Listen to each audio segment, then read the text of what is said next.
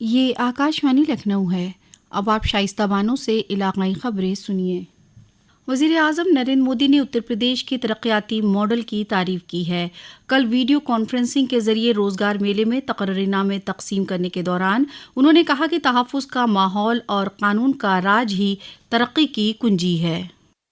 सुरक्षा का वातावरण, कानून का राज विकास की रफ्तार को तेज कर देता है। आप यूपी का उदाहरण ले सकते हैं। कभी यूपी विकास के मामले में बहुत पीछे था और अपराध के मामले में बहुत आगे, लेकिन अब कानून का राज स्थापित होने से यूपी विकास की नई ऊंचाई छू रहा है। कभी गुंडों माफिया की दहशत में रहने वाले उत्तर प्रदेश में आज भय मुक्त समाज की स्थापना हो रही है। कानून व्यवस्था का ऐसा शासन लोगों में विश्वास पैदा करता है और जब अपराध कम हुआ है तो यूपी में निवेश भी बढ़ रहा है, इन्वेस्टमेंट आ रहा है।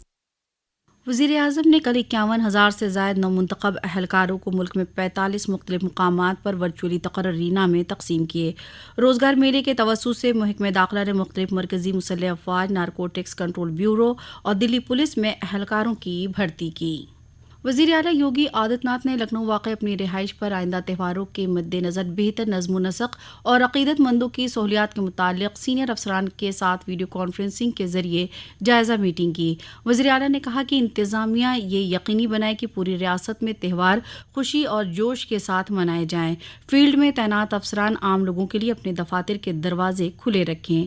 وزیر اعلیٰ نے کہا کہ 6 اور 7 ستمبر کو جنماشٹمی کا تہوار ہے۔ 7 ستمبر کو چہلم میں انہوں نے کہا تہوار پر نکالے جانے والے جلوس اور یاتراؤں سے پہلے مذہبی رہنماؤں اور منتظمین سے بات کی جائے۔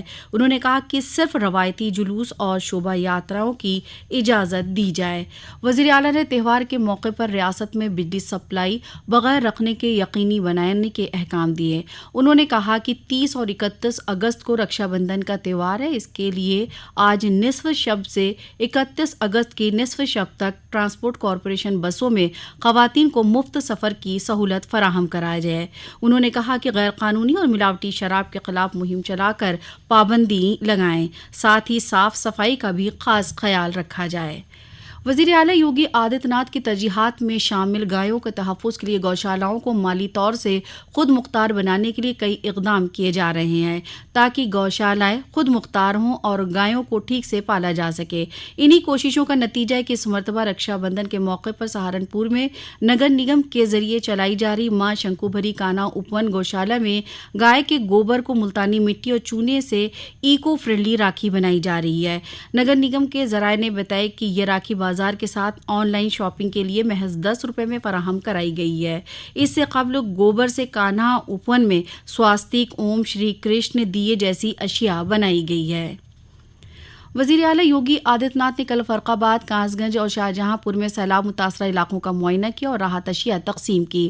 اس موقع پر وزیر اعلیٰ نے کہا کہ اس وقت ریاست کے تقریباً 21 اضلاع کے قریب 721 گاؤں سیلاب کی زد میں۔ ڈبل انجن کی سرکار اس مشکل وقت میں ان کے ساتھ کھڑی۔ انہوں نے کہا کہ ریاست میں راحت اور بچاؤ کاموں کے لیے 2000 سے زائد کشتیوں کے ساتھ NDRF، SDRF اور PSC کی فلڈ یونٹ کی 15 ٹیمیں لگی ہیں۔